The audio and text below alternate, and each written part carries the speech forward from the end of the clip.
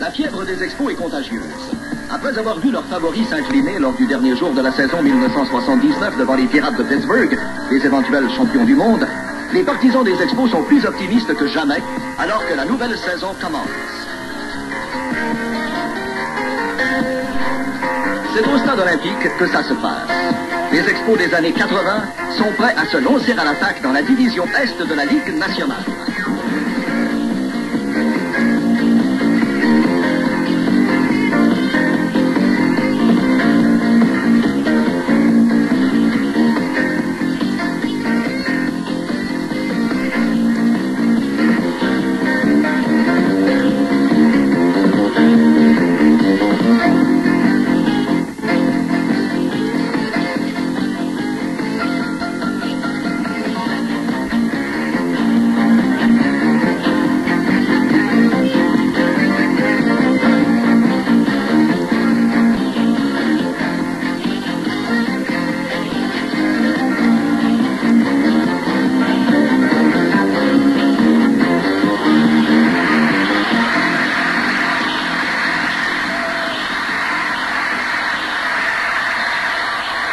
L'équipe des années 80, l'histoire de l'édition 1980 des Expos de Montréal, vous est présentée avec les hommages de la brasserie O'Keeffe.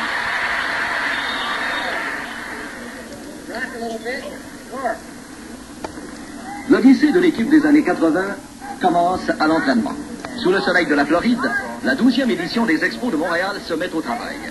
Ayant raté de justesse le championnat de la division Est en 79, le président John McHale était d'avis que l'équipe avait besoin de consolider son attaque.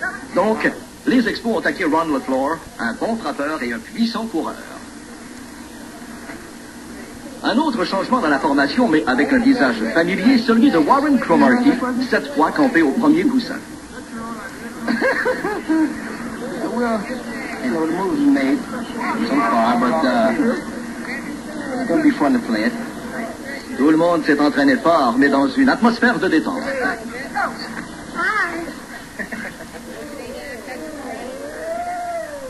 Gary Carter, le receveur tout étoile des Expos, débordait d'optimisme. Great, I love it. Good. Et la course s'engageait, tous les yeux rivés sur l'équipe des années 80. Well, we're worried about specifically 1980 right now, but we see a ball club being a contender for this era. This club has not reached first place yet, but we're going to be contenders for many years to come, and I think we have the capabilities of winning it this year. La saison s'ouvre à Philadelphie contre les Phillies. Les Expos perdent leurs 2 premiers matchs, mais Dick Williams ne s'en fait pas pour autant. La confiance bâtie au camp d'entraînement ne s'effrite pas. André Dawson et les Expos sont sur le point d'éclater. Ce circuit, bon pour 3 points, place les Expos en avant 4-1. Mais les Phillies remontent la pente. Toutefois, en 10e manche, Ellis Valentine prend les choses en main avec le premier de ses 12 points produits victorieux.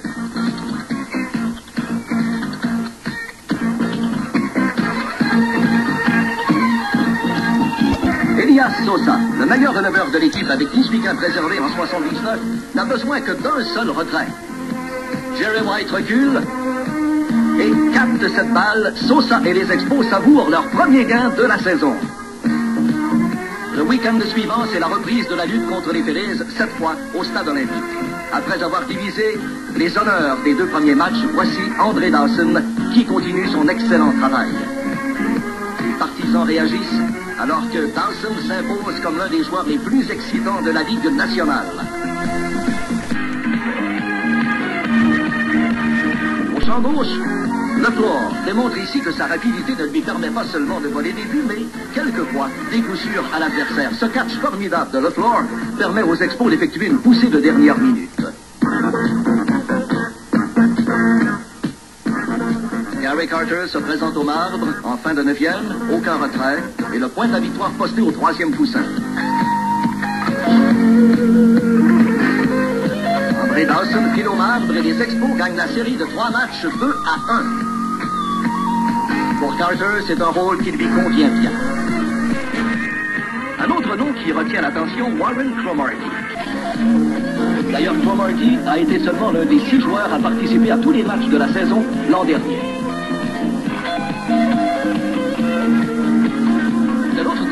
revanche, Larry Parrish a connu un bon départ, aussi bien à l'attaque qu'à la défensive.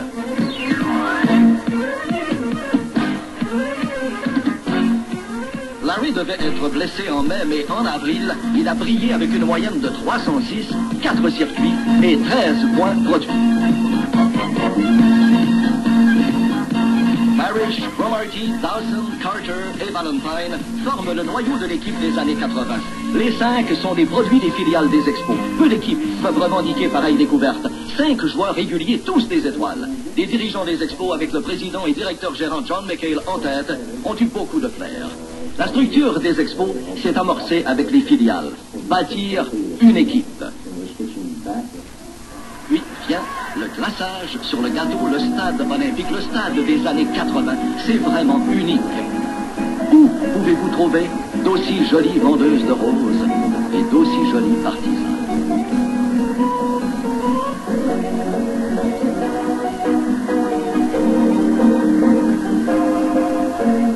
Il ne faudrait pas oublier le gigantesque tableau indicateur.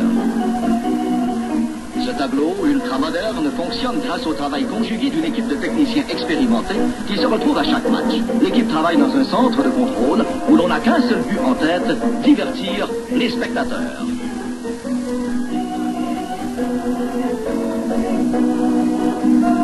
Tous les membres de cette équipe travaillent à l'unisson et les spectateurs réagissent avec beaucoup d'entrain.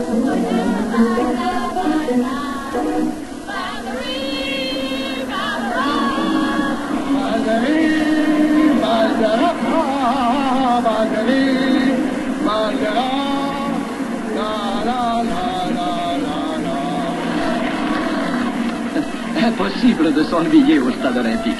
Chacun fait sa part et le fun est dans le stade.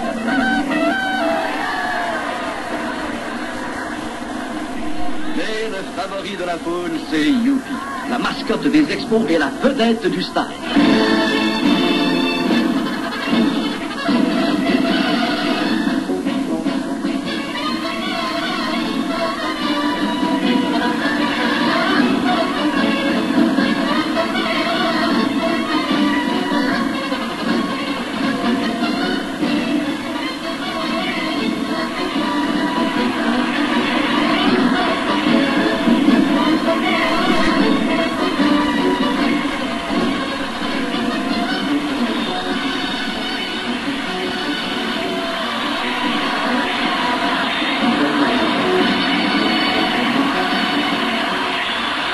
Seuls les partisans riaient quand les Expos volaient. L'instructeur-chef des Williams donne le signal et c'est une course effrénée qui a valu 237 vols de but aux Expos en 1980.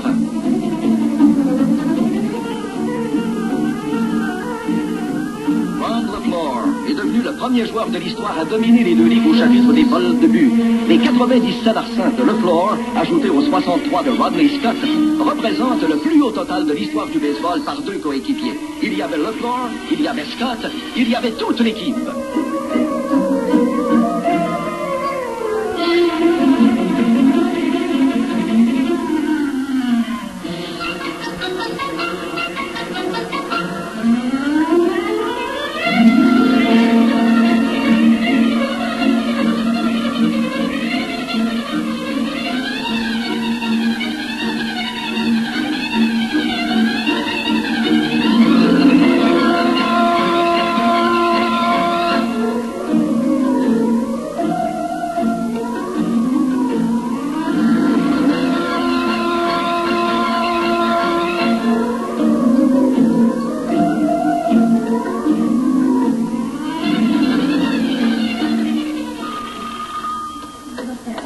Bonjour.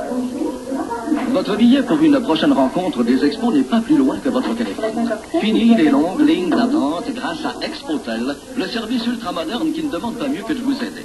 Toute une équipe de techniciens est là, sur les lieux, pour répondre à vos questions et pour réserver les meilleurs billets disponibles pour le match de votre choix.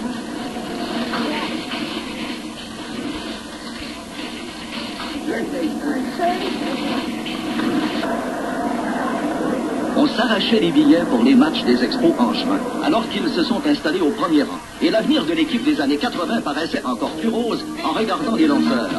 À sa deuxième saison complète, Scott Sanderson, qui n'a que 24 ans, signe le même nombre de victoires que Steve Rogers, soit 16. David Palmer n'a que 22 ans. Même s'il a raté la majorité de l'entraînement et plus d'1 mois de la saison, Palmer présente une fiche de 8 gains et 6 échecs et une moyenne de 2,98. Charlie Lee, une recrue de 23 ans, a entrepris la saison dernière dans les mineurs, mais après 9 gains d'affilée à Memphis, il s'est joint aux Expos, où, dans le rôle de 5e partant, il a compilé une fiche de 7 victoires, 5 défaites en 19 départs.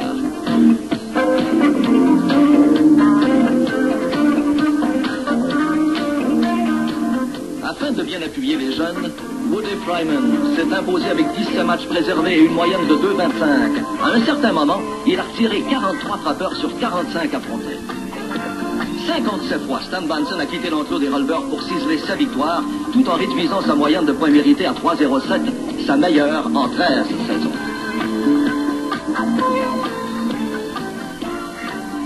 L'horizon s'annonce prometteur avec un mélange de vétérans et de jeunes. Mais la plus belle surprise de la saison fut Bill Gullickson, âgé seulement de 21 ans, et qui, le 10 septembre, s'est amené devant les Cubs avec une fiche de 7-4, retiré 14 frappeurs sur 3 prises dans les 6 premières manches.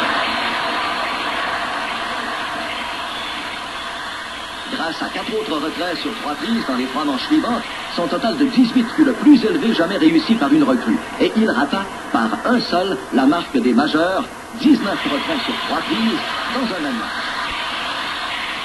À l'aide d'une bonne balle rapide, d'une courbe décevante et d'une solide glissante, Bill Gullickson devait inscrire 10 victoires, souvent dans des moments où la pression était écrasante.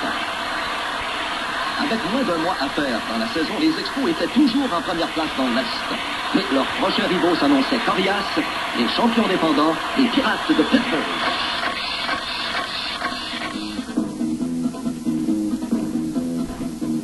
La fièvre du championnat allait grimper de quelques degrés avec une confrontation digne d'un duel entre un habile shérif et Billy the Kid. Les Expos en première place et les Pirates 3 matchs et demi derrière au 3e échelon. Les frappeurs des Expos se devaient d'aiguiser leurs réflexes.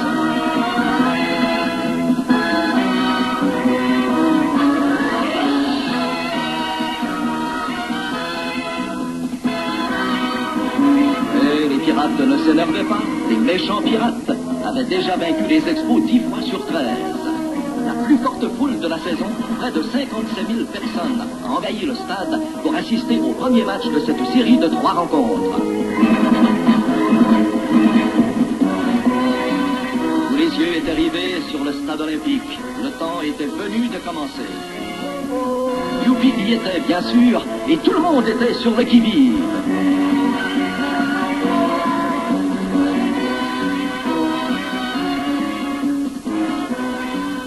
Des Expos, Scott Sanderson a commencé avec beaucoup de force et les partisans des Expos s'en réjouissaient.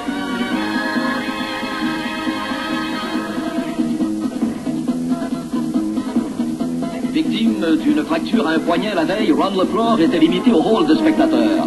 Son remplaçant, Wally Montañez, un vétéran, est inséré au 4e rang du rôle offensif.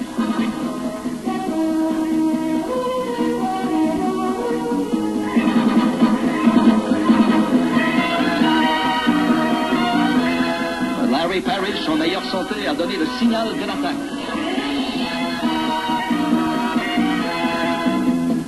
Gary Carter marque et les Expos mènent 1-0.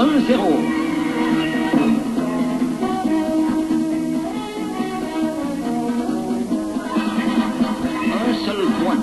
C'est tout ce dont Scott Sanderson avait besoin, un Sanderson impeccable face aux Pirates.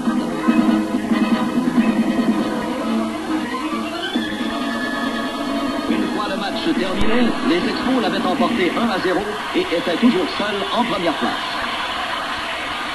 Pour Sanderson, la victoire était doublée d'un blanchissage. C'était son 15e gain de l'année.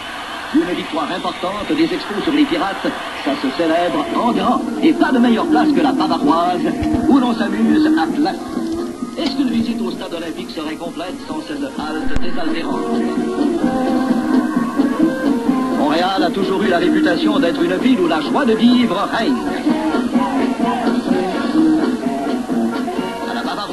ce n'est pas l'action qui manque. Il y en a pour tous les goûts. On peut se contenter d'écouter la musique, chanter avec les autres du plus fort de ses poumons, ou encore participer à la bandole.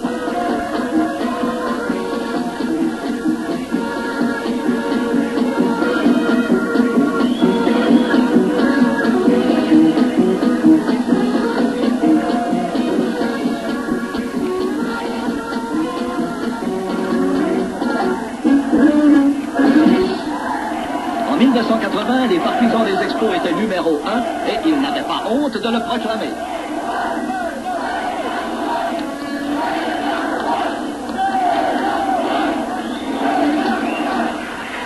En 1980, les Expos ont attiré plus de 2 millions de spectateurs, un record à Montréal, et pour témoigner leur appréciation, la direction a distribué 30 000 tucs à ses loyaux partisans. Les fans des Expos ont donc été choyés. Un autre match du tonnerre contre les Pirates.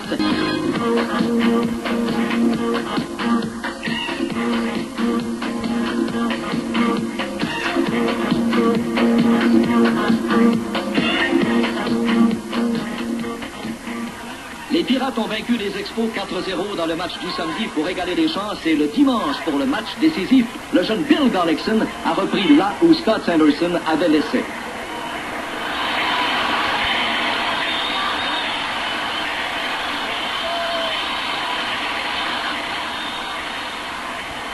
Dès la première manche, Rodney Scott réussit l'un de ses 13 triples de la saison. Jerry White fait au marbre depuis le premier but et les Expos prennent les devants 1-0. Gullickson a éventuellement blanchi les Pirates 3-0 sur 3 maigres simples. Les Expos ont gagné la série 2-1 et les Pirates se sont retrouvés 4 parties et demie derrière, toujours en 3e place. C'était la 3e victoire consécutive de Gullickson, la 8e des Expos en 10 matchs, dont 6 par voie de blanchissage. Les Expos étaient en forme et la série avait attiré plus de 161 000 personnes. Tandis que les Pirates disparaissaient de la course, les Expos devaient maintenant se concentrer sur les Phillies de Philadelphie, à qui ils devaient disputer 6 matchs dans les 10 derniers jours de la saison. L'enjeu, le championnat. Le 26 septembre, les Phillies menaient par une demi-partie et 51 000 spectateurs étaient à Philadelphie pour le premier match de cette série de 3. C'est 1-1 à la fin de la 9e manche. Dave McBride s'installe.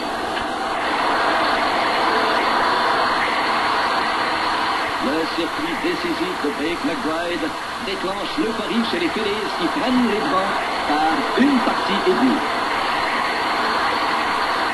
Le lendemain, plus de 53 000 spectateurs envahissent le stade pour voir si Steve Carlton et les Phillies peuvent l'emporter 2 fois de suite. Mais Gary Carter et les Expos avaient d'autres idées en tête.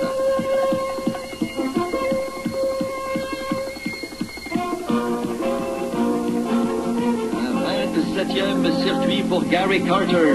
Voici maintenant Chris Spire qui obtient un 33e coup sûr dans ses 26 derniers matchs.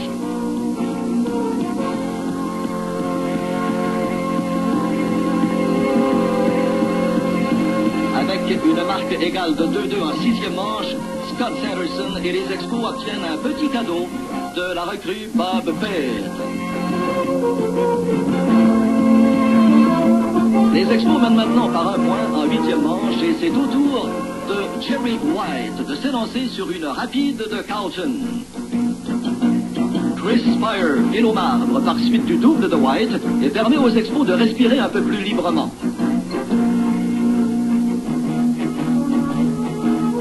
À la fin de la 9e manche, les Phillies s'approchent à un seul point et les Expos font appel à ce bonhomme remarquable qu'est Woody Fryman pour le dernier retrait. 17e match préservé pour Woody et les Expos ont eu raison de Carlton une 2e fois cette saison et ne sont plus qu'à un demi-match du premier rang. Dans la rencontre du dimanche, les Phillies deviennent de plus en plus nerveux alors que Gary Carter commence à les tailler en pièces.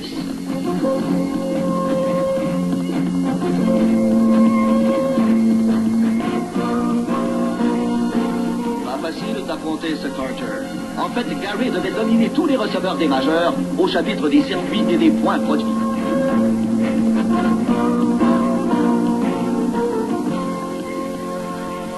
Gary est récolte ses 28e et 29e circuits de la campagne en plus d'un coup de 2 buts et les Expos devancent les Phillies 8-3.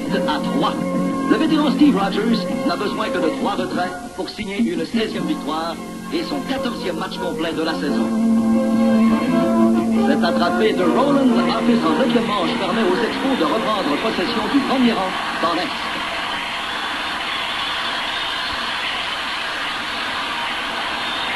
Gary Carter, un candidat logique au titre du joueur le plus utile à son équipe, connaît l'un de ses meilleurs matchs. Et en défensive, il a mérité le gant doré accordé au meilleur receveur de la Ligue nationale. Même situation au champ-centre où André Dawson a récolté un gant doré pour son excellence en défensive. Combien de frappeurs et de coureurs sont restés bouche bée devant les exploits de Dawson et de Carter.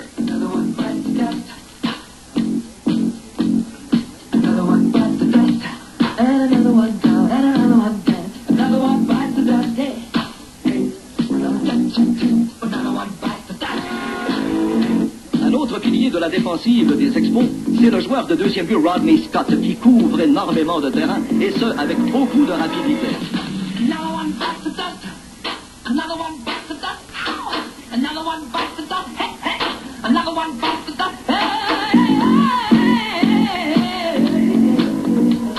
Rodney Scott a accepté tout près de 700 chances en défensive et n'a commis que 12 erreurs. Avec des joueurs aussi solides en défensive dans la ligne du centre, les Expos peuvent envisager les années 80 avec beaucoup d'optimisme. Maintenant, de retour au stade olympique pour la dernière série de la saison entre les Expos et les Phillies.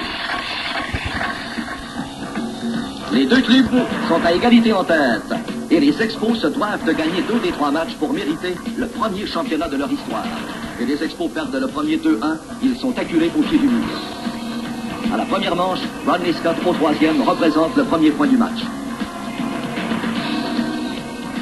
Le roulant, trio, l'attente, de lancer au premier. Rodney qui s'aventure un peu trop, le lancer au marbre et il est retiré.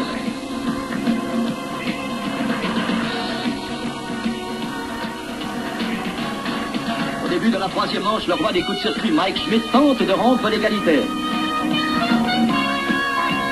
Le rapide Blake McBride tente de forcer le jeu, mais le joueur de l'année chez les Expos, Gary Carter, est à la hauteur de la situation.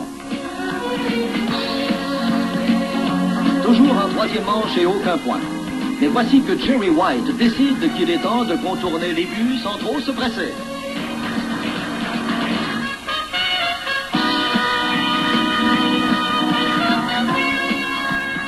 Les Expos prennent les devants 2-0 et c'est presque l'hystérie collective dans les gradins suite à ce 6e circuit de White.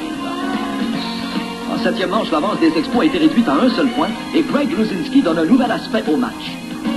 Luzinski produit ainsi 2 points et les Phillies mènent 3-2. Mais grâce au jeu solide de Cromartie et de Carter, les Expos sont toujours près de leurs rivaux.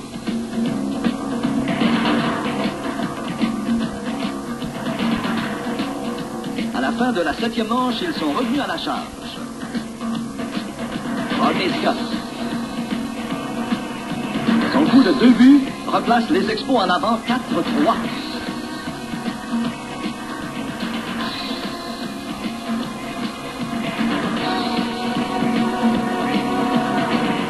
Bien mince avance.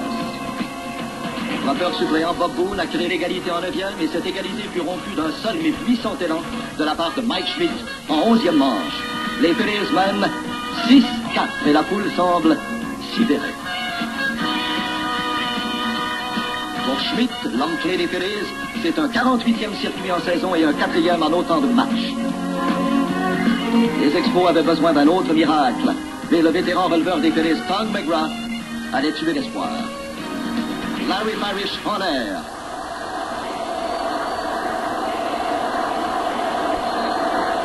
Les Phillies de Philadelphie, champions de leur division pour une 4e fois en 5 ans.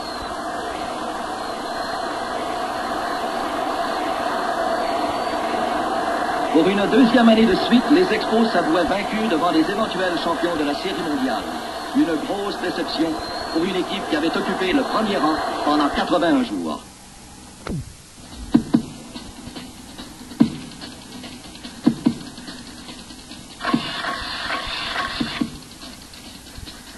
Mais pour les Expos de Montréal, les années 80 ne font que commencer. Et ces jeunes joueurs ont le droit d'espérer et de croire en leur avenir. Les Expos, l'équipe des années 80.